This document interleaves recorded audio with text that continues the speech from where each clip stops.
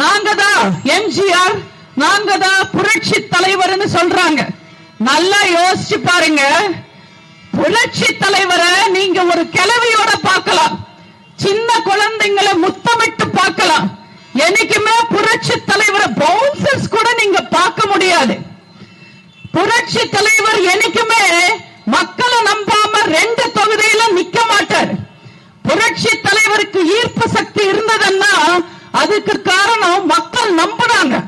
மக்களுக்கு தெரியும் புரட்சி தலைவருக்கு சாப்பாடு இல்லாத காலத்துல கூட அடுத்தவருக்கு சோறு போட்டவர் புரட்சி தலைவர், பெண்களை மதிச்சவர் புரட்சி தலைவர், தாய தெய்வமா பார்த்தவர் புரட்சி தலைவர், ஏழைங்களுக்கு பிரச்சனை தரையில இறங்கி போராடினவர் புரட்சி தலைவர். குரங்குக்கும் வால் இருக்கும், பட்டத்துக்கும் வால் இருக்கும். அதனால குரங்கு பட்டம் மாதிரி பறக்க முடியாது. குரங்கு எப்பவுமே குரங்குதான். அதனால கவர்ச்சிய நம்பாதீங்க, கடமைய நம்புங்க, கடமைய செய்யறவங்களை நம்புங்க.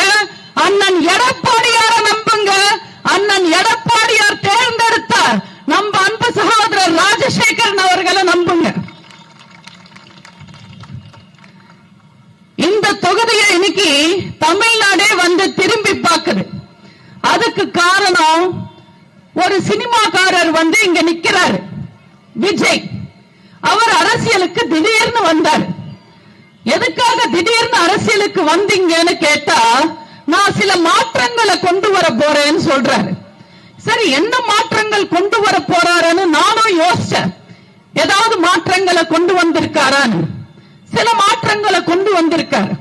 அதாவது அப்பா அம்மா பொண்டாட்டி பிள்ளைங்களை கூட கடனுக்காக வாழணுமே தவிர கடமைக்காக வாழக்கூடாது. சொந்த கட்சிக்காரங்க ரசிகர்கள் 41 பேர் செத்தா கூட அந்த பழிய தூக்கி அடுத்தவங்க மேல போட்டுட்டு ஜாலியா அட்லி வீட்டு விசேஷத்துக்கு மும்பைக்கு போனோம், சிபிஐ பார்க்க டெல்லிக்கு போனோம். ஆனா செத்தவங்களை விசாரிக்கிறதுக்கு அவங்க சொந்த வீட்டுக்கு போக கூடாது. பிரச்சாரத்துக்கு போகும்போது வேனுக்கு கீழே எலுமிச்சம்பழம் வச்சு நசுக்கிறதுக்கு பதிலா கூட பைக்ல வர்ற ரசிகர்களை நசுக்கணும். தற்கொலை தற்கொலை தற்கொலைன்னு அவரை பார்க்க வர்றவங்களை தமிழ்நாடே கிண்டல் பண்ணி அவமானப்படுத்தினாலும் இன்னும் கூட விஜய நம்பி கூட்டத்துக்கு வர்றவங்களை பவுன்சர்ஸ் ஷூ காலாலேயே மிதிக்க வைக்கணும். இது எல்லாத்துக்கும் மேல இவர் தேர்தல் களத்துல புது மாற்றத்தை கொண்டு வந்திருக்காரு. அதாவது பிரச்சாரம் பண்றதுக்காக பர்மிஷன் கேட்கணும். பர்மிஷன் கொடுக்கலன்னா கோஷம் போடணும்.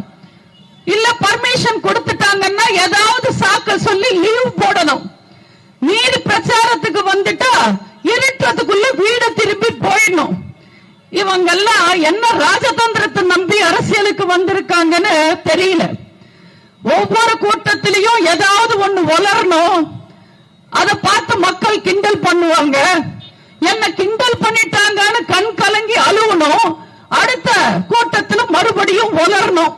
இதெல்லாம் தான் விஜய் தமிழ்நாட்டு அரசியல்ல கொண்டு வந்திருக்கிற மாற்றங்கள்.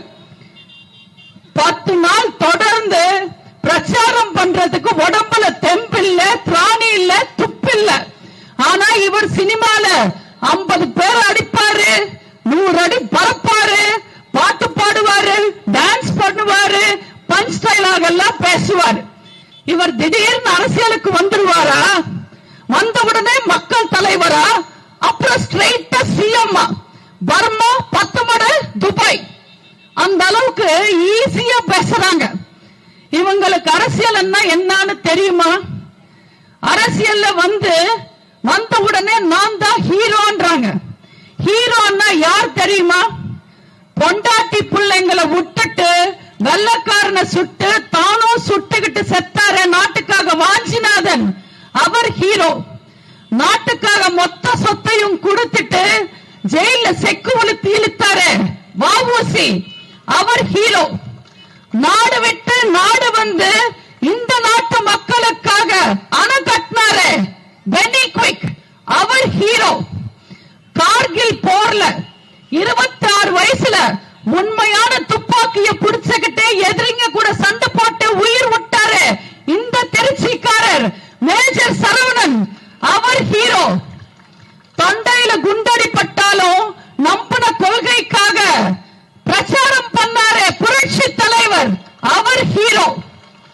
மரண படுக்கையில இருக்கும் போது கூட காவேரி பிரச்சனை என்னாச்சு, சுப்ரீம் கோர்ட்ல எப்படி வாதாட போறீங்கன்னு லாயர்ஸ் கூட பேசினாங்களே நம்ம அம்மா புரட்சி தலைவி. தன் கடைசி மூச்சு வரைக்கும் காவேரியை கொண்டு வர முயற்சி பண்ணாங்களே, அவங்க ஹீரோ. நீட் தேர்வால மாணவர்களோட வாழ்க்கை பலியாயிட கூடாதுன்றதுக்காக அரசு பள்ளி மாணவர்களுக்கு அவங்களோட மருத்துவ கனவை நினைவாக்க தன் தனி அதிகாரத்தை வச்சு 7.5% இடஒதுக்கீடு கொண்டு வந்தாரு அண்ணன் எடப்பாடியார். அவர் ஹீரோ. இவங்களெல்லாம் விட்டுட்டு நான் தான் ஹீரோ, நான் தான் ஹீரோன்னு ஊரூரா வந்து பேசுறாரு. ஒரு 1/4 கிலோ மைக்க புடிச்சுக்கிட்டு 35 டிகிரியில நின்னு 1/2 மணி நேரம் பிரச்சாரம் பண்ண முடியல விஜயால. அவர் ஹீரோவா? அவர் கூடவே இன்னொரு ஹீரோ இருக்காரு. அவருக்கு முதுகெலும்புல 30 சர்ஜரி நடந்திருக்கு. ஆனாலும் அவரோட முதுகு குனியாது, எப்பவுமே நிமிர்ந்து நிற்கும். கருணாநிதிய மேடையில வச்சுக்கிட்டு தைரியமா கருத்து சொன்னவர். சொந்த ரசிகர்களை முடிஞ்சா படம் பாருங்க, வேலைய பாருங்க, குடும்பத்தை நல்லா பாருங்கன்னு நல்ல விஷயங்களை ரசிகர்களுக்கு சொல்லி கொடுத்தாரு அஜித் சார். அவர் ஹீரோ. தாத்தா, அப்பா, மகன், பேரன்னு 4 தலைமுறைக்கு சூப்பர் ஸ்டார் அவரு. அவர் நினைச்சிருந்தா அரசியலுக்கு வந்திருக்கலாம். ஆனா எனக்கு உடம்பு ஒத்துழைக்கல, என்ன நம்பி வந்த ரசிகர்களோட வாழ்க்கையை நான் பலியாக்க விரும்பலன்னு உண்மையை சொல்லி நேர்மையா அரசியலை விட்டு விலகினாரு வீர ரஜினி சார். அவர் ஹீரோ. இப்படி அடுத்தவங்களை நம்பி வந்து அரசியல் பண்ற விஜய் எல்லாம் ஹீரோவா? விஜய் சொல்லி தப்பில்ல. அப்பா அம்மாவை மதிக்காம, கட்டின புருஷனை மதிக்காம, நம்பி வந்த பொண்டாட்டி பிள்ளைங்களை விட்டுட்டு இந்த கூட்டத்துக்கு வந்து நசுங்கி சாகுறாங்களே, அவங்கள சொல்லணும். விஜய் என்னமோ புள்ள பூச்சிதான், கூட இருக்கிறது எல்லாமே விஷ பூச்சி. தேவையில்லாம அவர் அரசியலுக்கு கூட்டிட்டு வந்து அவரோட குடும்ப வாழ்க்கையும் கெடுத்துட்டாங்க, சினிமா வாழ்க்கையும் கெடுத்துட்டாங்க. இன்னைக்கு அவங்களோட கூட்டம் எல்லாம் ஒரு வெறியோட இருக்காங்க. இந்த வெறியில இருக்கும் போது நம்ம என்ன சொன்னாலும் புரியாது. காலம் பேசாது, ஆனா பதில் சொல்லும்.